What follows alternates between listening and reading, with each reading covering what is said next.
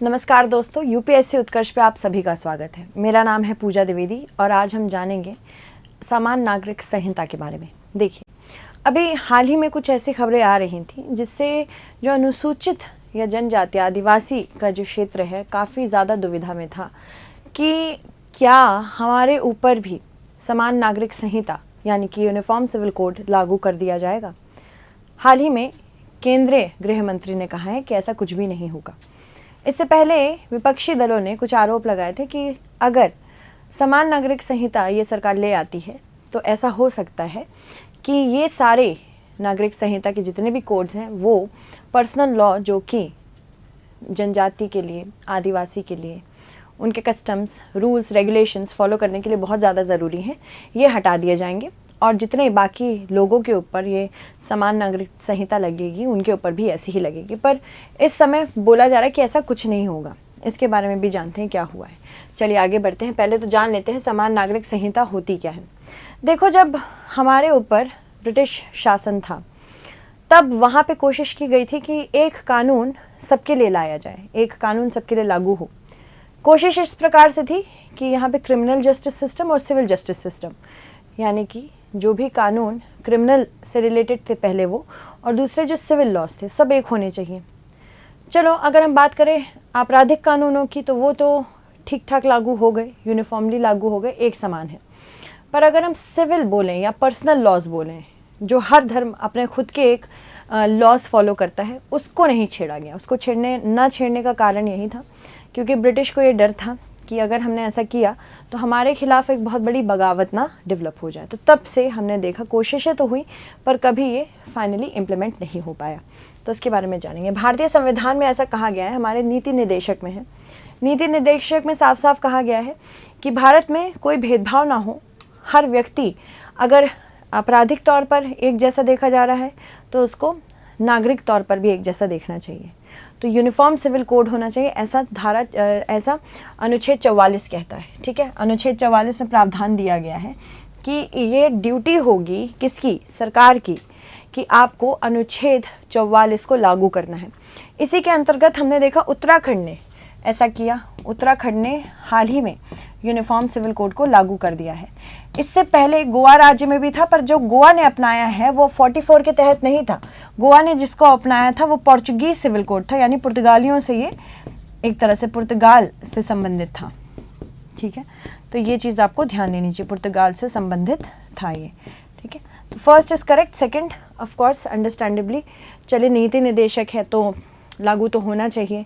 पर यहाँ पे एक चीज़ ये ध्यान रखिएगा कि यहाँ पे इसको नीति निर्देशक में इसलिए रखा गया क्योंकि जब हमारे संविधान को बनाया गया था तो वैसा माना जा रहा था क्योंकि इंडिया एक बहुत डाइवर्स कंट्री है।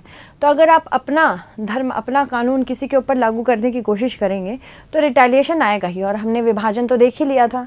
तो एक प्रकार से माइनॉरिटी सेक्शन जो बहुत ज़्यादा ऑलरेडी डरा हुआ था कि कल के दिन वो मेजॉरिटी हिंदू कल्चर में या मेजॉरिटी हिंदू नेशंस में कैसे रहेंगे, इस डर को हटाने के लिए इसको मौलिक अधिकारों में या मौलिक अधिकारों के अंतर्गत नहीं रखा गया, इसको नीति निर्देशक के तौर पे रखा गया। यानी कि जब भी सरकार को लगे कि ऐसा वक्त आ गया है कि यहाँ पे हम आर्टिकल 44 यानी कि अनुच्छेद 44 को डाल सकें, उस तरह हमें काम करना शुरू कर देना चाहिए।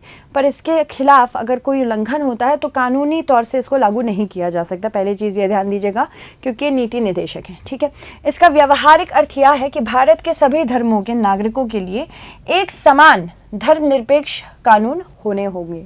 यानी कि मुसलमानों के अगर अपने अलग लॉज हैं, हिंदुओं के अलग कानून हैं, ईसाइयों के अलग कानून हैं, सिखों के अलग कानून हैं, तो इससे असमानता फैलती है। कहीं तलाक के कुछ अलग कानून होंगे, कहीं अगर हम बात करें प्रॉपर्टी इनहेरिटेंस के तो अलग कानून होंगे। तो इन सब पे असमानता फैलती है जो कि हमारे अनुच्छेद 15 के खिलाफ है। तो अनुच्छेद 15 और अनुच्छेद 14 दोनों को ही खिलाफ है। पर अगर अनुच्छेद 14 कहता है राइट टू इक्वालिटी, अनुच्छेद 15 कहता है कि राइट अगेंस्ट डिस्क्रिमिनेशन होना चाहिए, यानी भेदभाव के खिलाफ हमें खड़े रहना चाहिए। उसी तरह अनुच्छेद 25 कहता है कि हर व्यक्ति को अपना धर्म किसी भी तरह पालन करने की पूरी आज़ादी है। तो यहाँ पे आर्टिकल 14, 15, आर्टिकल 21, ये आर्टिकल 21 क्या कहता है, right to life and liberty, जैसे जीना चाहो वैसे जियो।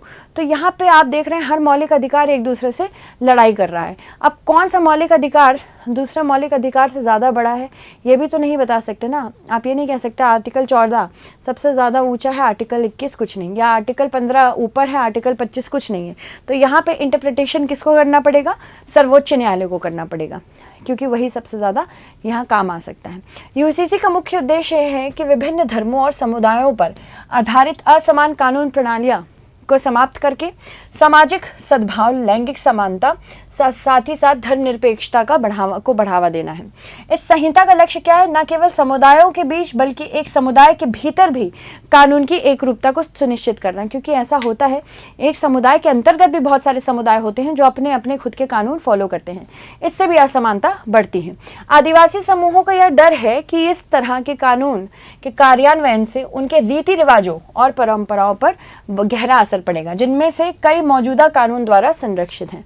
साथ ही साथ अगर बात करें झारखंड के आदिवासी समुदाय छोटा नागपुर किराएदारी अधिनियम के साथ साथ संथाल परगना किराएदारी अधिनियम की जगह लेने वाले यूसीसी को लेकर भी चिंतित रहे हैं, जो स्पष्ट रूप से आदिवासी भूमि को गैर आदिवासियों को हस्तांतरित करने पर रोक लगाकर उनकी भूमि अधिकारों को की रक्षा करता है।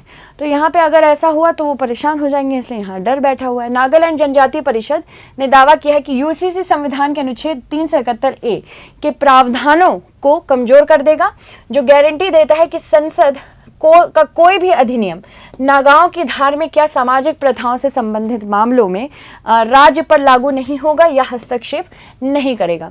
फिर कुछ अनुच्छेद हैं, उसको देख लेते हैं। आदिवासी क्षेत्रों के सुरक्षा के लिए संवैधानिक प्रावधान भारत सरकार ने शुरू किए हैं, जैसे कि अगर हम बात करें अनुच्छेद 16(4) की, तो ये राज्यों को पर्याप्त प्रतिनिधित्व सुनिश्चित करने के लिए किसी भी पिछड़े वर्ग के लिए नियुक्तियों या फिर पदों में आरक्षण का प्रभाव करने का अधिकार प्रदान करता है।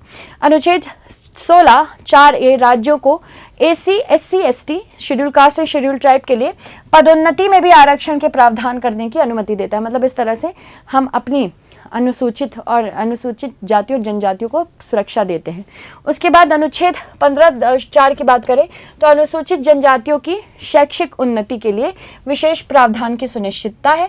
अनुच्छेद 46 जो कि नीति निदेशक में ही आ जाएगा, राज्य को अनुसूचित जाति और अनुसूचित जनजाति के शैक्षिक और आर्थिक हितों को बढ़ावा देने का भी प्रावधान देता है। साथ ही साथ अनुच्छेद 21 right to life and liberty देता है। अनुच्छेद 25 right to freedom of religion देता है। अनुच्छेद 29 और अनुच्छेद 30 में भी साफ साफ बोला गया है कि अगर किसी को अपने परंपरा को, अपने लॉ को, अपने खुद के धर्म को संरक्षित करना है तो उसके लिए भी वो कदम उठा सकता है। साथ ही साथ अनुच्छेद 350 विशिष्ट भाषाओं, लिपियों या संस्कृतियों के संरक्षण के अधिकारों का प्रावधान देता है। आर्थिक अधिकार की बात करें तो अनुच्छेद 244 एक छठी अनुसूची के अंतर्गत, छठी अनुसूची में कौन कौन से राज्य आते हैं? असम, मेघालय, त्रिपुरा, मिजोरम। ये काफ़ी हद तक न्यूज़ में रहे तो याद रखिएगा, इसमें साथ साथ लद्दाख भी कहता है हमें भी शामिल होना है, क्योंकि यहाँ पे अलाउ किया जाता है कि कुछ ऑटोनोमस रीजन्स हों यहाँ पे इन 4 राज्यों के, जो ऐसे जनजातीय क्षेत्र हैं जिनको ज़रूरत है कि वो अपनी परंपरा का खुद से संरक्षण करे, अपने खुद के कानून फॉलो करे, तो यहाँ पे ये भी अलाउड है। ठीक है, ये छठी अनुसूची में दिया गया है। इसी तरह लद्दाख कह रहा था कि हमको भी छठी अनुसूची में डालो क्योंकि आदिवासी क्षेत्र है। इसके अतिरिक्त अन्य राज्यों में अनुसूचित क्षेत्रों और अनुसूचित भारत में जनजाति के प्रशासन और नियंत्रण के लिए 5वीं अनुसूची के प्रावधानों को लागू करता है। अनुच्छेद 275 5वीं और छठी अनुसूची के अंतर्गत निर्दिष्ट राज्यों जैसे कि एससी, एसटी को सहायता अनुदान करने का प्रावधान रखता है। राज्यों में कुछ राज्यों में ऑलरेडी एग्जिस्टिंग है समान नागरिक संहिता, जैसे कि गोवा में मैंने आपको बताया था इसने आर्टिकल 44 के अंतर्गत नहीं किया है। इसने 1961 में भारत द्वारा इस क्षेत्र को नियंत्रण में लेने के लिए पश्चात संसद ने 1867 कि पुर्तगाली नागरिक संहिता को जारी रखने के लिए कानून बनाया। मतलब इसके बारे में कानून, यहाँ पे पुर्तगालियों का शासन रहा था तो ये पोर्चुगीज सिविल कोड फॉलो करते थे तो उसको कंटिन्यू करने की अनुमति थी। गोवा में इस कानून को गोवा सिविल कोड या गोवा फैमिली कोड के नाम से जाना जाता है, पर फिर भी एक फैमिली कोड भले ही सिविल कोड है पर इस पर्टिकुलर कोड में भी बहुत सारी प्रॉब्लम्स है, इसके बारे में भी जानेंगे हम। चाहे वो किसी भी धार्मिक या जातीय समुदाय के हों, हर व्यक्ति को इस सिविल कोड को फॉलो करना पड़ता है। उत्तराखंड की बात करें तो उत्तराखंड ने समान नागरिक संहिता उत्तराखंड 2024 विधेयक पारित किया, जो समान नागरिक संहिता लागू करने वाला भारत का पहला राज्य बन गया। यह विधेयक विवाह, तलाक, संपत्ति के उत्तराधिकार आदि जैसे मामलों के लिए एक समान कानून का प्रावधान करता है। और अनुसूचित जनजातियों को छोड़कर, याद रखिएगा यहाँ पे इसमें क्या लिखा है, अनुसूचित जनजातियों को छोड़कर उत्तराखंड के सभी निवासियों पर लागू होता है। तो जैसे राज्य ने डिसाइड किया कि हम किसी अनुसूचित जनजाति को इसमें नहीं रखेंगे, वैसे ही केंद्र भी डिसाइड कर सकती है, और जो कि ऑफ कोर्स होगा ही। देन अगर हम बात करें समान नागरिक संहिता, इसके पक्ष में भी बहुत सारे तर्क हैं और विपक्ष में भी हैं।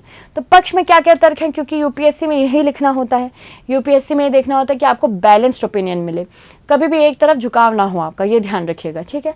तो कानूनी प्रणाली का सरलीकरण, सबसे पहले ये कि सभी के लिए कानूनों का एक समुच्चय होने से व्यक्तिगत कानूनों को सरल बनाया जाएगा, जो वर्तमान में धार्मिक मान्यताओं के आधार पर अलग अलग हैं। समानता को बढ़ावा देना, यूसीसी का उद्देश्य यह सुनिश्चित करना है कि भारत के सभी नागरिकों, चाहे उनका धर्म कोई भी हो, कानून के तहत समान व्यवहार किया जाए। इस प्रकार यह प्रस्तावना में परिकल्पित समानता के आदेश को बढ़ावा देने में भी मदद करती है। साथ ही साथ धर्मनिरपेक्षता को बढ़ावा देना, यूसीसी एक धर्मनिरपेक्ष राज्य को प्राप्त करने में मदद करेगा जहां कानून सभी के लिए समान है, चाहे उनका धर्म कुछ भी हो।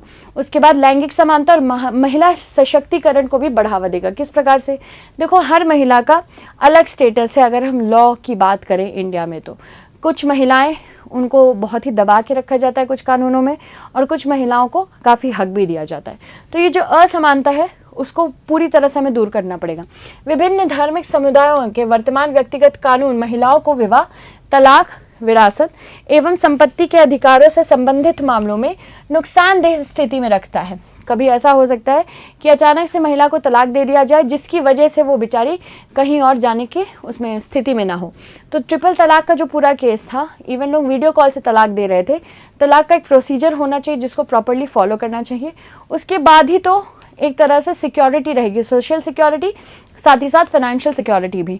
यूसीसी को लागू करने से इन क्षेत्रों में महिलाओं के समान व्यवहार और अवसर सुनिश्चित होंगे, साथ ही साथ जिससे लैंगिक समानता और महिला सशक्तिकरण को के कार्य को बढ़ावा मिलेगा। आगे बढ़ते हैं। राष्ट्रीय एकीकरण को बढ़ावा देना, सभी नागरिकों के लिए एक समान कानून होने से एकता और राष्ट्रीयता की भावना भी बढ़ेगी। कभी लोगों में ऐसे भेदभाव का नहीं रहेगा कि अरे वो तो उस धर्म का है, देखो वो तो ये कर ले रहा है, या तो वो उस धर्म का उसको ज़्यादा मिल रहा है। इस प्रकार की अंडरस्टैंडिंग नहीं होनी चाहिए। यह बदले में राष्ट्रीय एकता और अखंडता को भी बढ़ावा देगा और भारत के सच्चे अर्थों में एक राष्ट्र के रूप में उभरने में मदद करेगा। आधुनिकीकरण के बारे में बात करें, इसको भी बढ़ावा देगा। जैसे कि पुराने धार्मिक कानून जैसे समाप्त हो जाएंगे, यूसीसी वर्तमान मूल्यों और नैतिकता के आधार पर एक आधुनिक लोकतांत्रिक समाज भी बनाएगा, जिसको पता होगा कि हमारे भी कुछ राइट्स हैं, हमारे भी कुछ रेगुलेशंस हैं जो समान है। अगर असमानता रहेगी तो उससे राष्ट्रीयकरण भी नहीं हो पाएगा। वैश्विक छवि में भी सुधार होगा। जो भारत में छवि है, भारत की छवि है दुनिया में रिगार्डिंग पर्सनल लॉज या फिर माइनॉरिटी स्टेटस, तो ये भी बदलने में काफ़ी मदद होगा। तो इससे सरकार भी कह सकती है कि यहाँ पे सभी के लिए जितने भी कानून हैं वो समान तौर से चल रहे हैं। यूसीसी को अपनाने से समानता, न्याय और धर्मनिरपेक्षता के सिद्धांतों को बनाए रखने के लिए प्रतिबद्ध एक प्रगतिशील देश का बेसिकली कह सकते हैं फ्लैगशिप होगा। समान नागरिक संहिता के विपक्ष में भी बहुत तर्क हैं। साथ ही साथ जो भी पक्ष में आएगा, विपक्ष में भी उसके लिए तर्क आते हैं।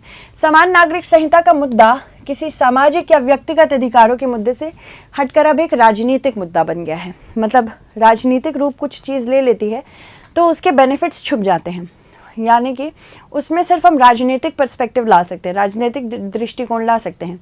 कभी हम उससे रिलेटेड ऐसे बेनिफिट्स आपको नहीं दिखा सकते। क्यों? क्योंकि आप जनरली न्यूज़ चैनल्स पे देखो तो हर चीज़ का तो पॉलिटिसाइजेशन हो ही रहा है। वैसे है तो पॉलिटिकल मुद्दा, तो पॉलिटिसाइजेशन तो होगा ही, पर एक बैलेंस्ड ओपिनियन होना चाहिए, वो बहुत ज़्यादा ज़रूरी है। जहाँ एक और कुछ राजनीतिक दल इस मामले में के माध्यम से राजनीतिक तुष्टीकरण कर रहे हैं, वहीं दूसरी ओर कई राजनीतिक दल इस मुद्दे के माध्यम से धार्मिक ध्रुवीकरण भी कर रहे हैं। हिंदू या किसी और धर्म के मामले में बदलाव उस धर्म के बहुसंख्यक समर्थन के बगैर नहीं किया गया है। इसलिए राजनीतिक तथा न्यायिक प्रक्रियाओं के साथ ही धार्मिक समूहों के स्तर पर मानसिक बदलाव का प्रयास किया जाना चाहिए। अगर कुछ देशों की बात करें तो यहाँ देख लेते हैं, अमेरिका, आयरलैंड, मलेशिया, तुर्की, इंडोनेशिया, सूडान, मिस्र जैसे कई देश हैं जो समान नागरिक संहिता को मानते हैं, वहाँ पे समान नागरिक संहिता है। इन देशों में सभी धर्म के लोगों के लिए एक समान कानून है और इन जगहों पर किसी विशेष धर्म या समुदाय के लिए अपना खुद का कानून नहीं है। ये समझ जाएगा, मतलब अगर इतने सारे देशों में नहीं है तो हम भी कर सकते हैं। मेंस का एक ऐसा क्वेश्चन आ सकता है, समान नागरिक संहिता क्या है, इसको लागू किए जाने के पक्ष में तर्क देते हुए इसको लागू करने के लिए आने वाली चुनौतियों का वर्णन करें। दूसरा, निम्न कथनों पर विचार करें, कोशिश करेगा सॉल्व करके इसका आंसर देने की। ठीक है। अनुच्छेद 15(4) अनुसूचित जनजातियों को की शैक्षिक उन्नति के लिए विशेष प्रावधान को सुनिश्चित करता है। पहला। अनुच्छेद 350 विशिष्ट भाषाओं, लिपियों या संस्कृतियों के संरक्षण के अधिकारों का प्रावधान करता है। तो यहाँ पे आपको देखना है इनमें से कौन सा कथन सत्य है। जल्दी से इसका आंसर मुझे कमेंट सेक्शन में बताइए। Thank you so much.